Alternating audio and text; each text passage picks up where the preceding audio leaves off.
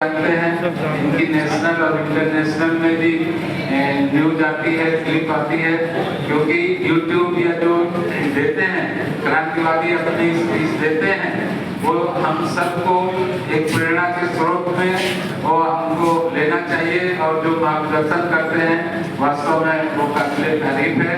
और मंच में बैठे हमारे सभी सम्मानित साथी सभी लोगों को जय भीम, जय मुल्ला जी। और सभागार में इतनी भारी संख्या में राजस्थान के सभी जिलों से और राजस्थान के बाहर से भी लोग आए हुए हैं, सभी का स्वागत करता हूँ, अभिनंदन करता हूँ और अपनी बात जय मूल निवासी से करता हूँ। साथियों जय मूल निवासी। साथियों इसका मेरा एक ये जय मूल निवासी का नारा से एक मतलब था कि यहाँ पर हम सब लोग मूल निवासी हैं।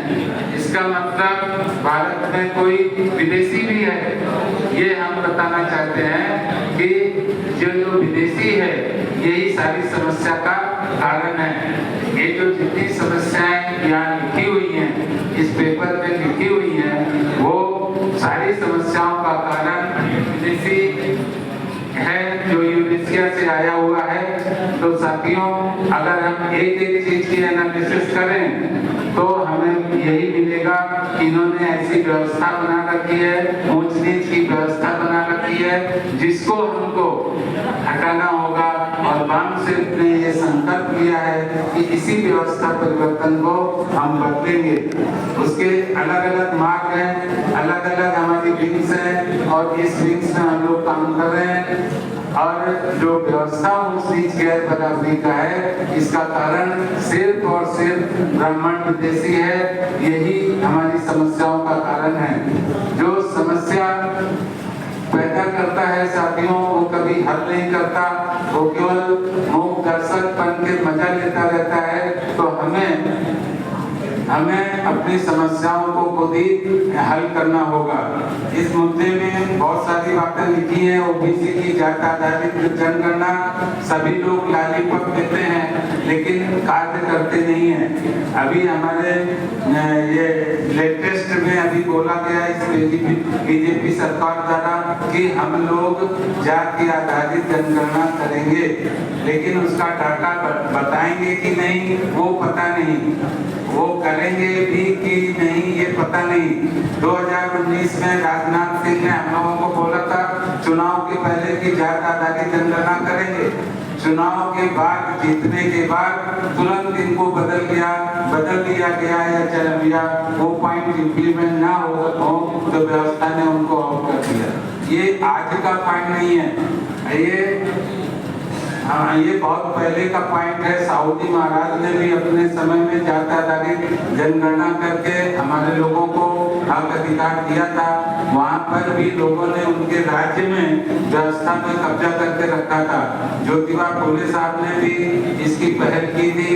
हंटर कमीशन नाम का एक अंग्रेज ने हंटर कमीशन बनाया था, जिसमें ज्योतिबा फुले साहब ने ये बात उनके सामने रखी थी और 8% रिजर्वेशन दिया गया था उस समय।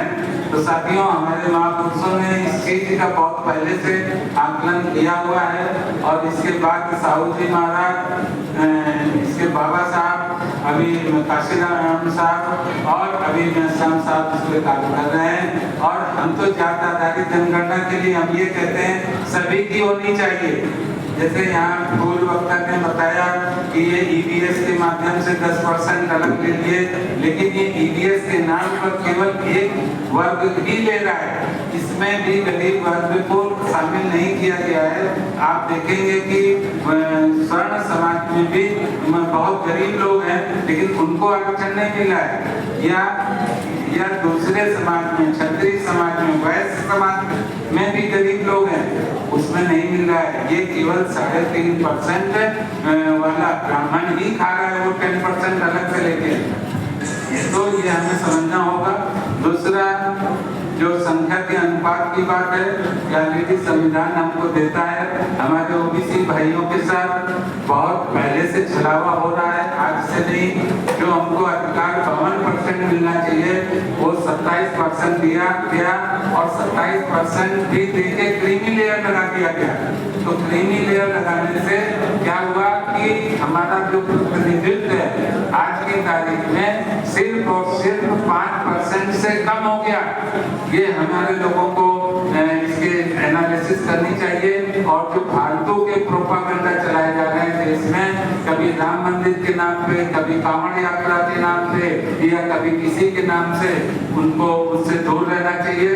अपने लोगों को शिक्षा की तरफ विशेषकर ध्यान देना चाहिए। ज्योतिबा फुले साहब ने ऑलरेडी शिक्षा पे जोर दिया और माता सावित्री बाई ने भी उस पर जोर दिया, जिसकी वजह से आज हम लोग यहाँ पर इस पोजीशन पे है कि अपनी बात को आगे कह सकते हैं।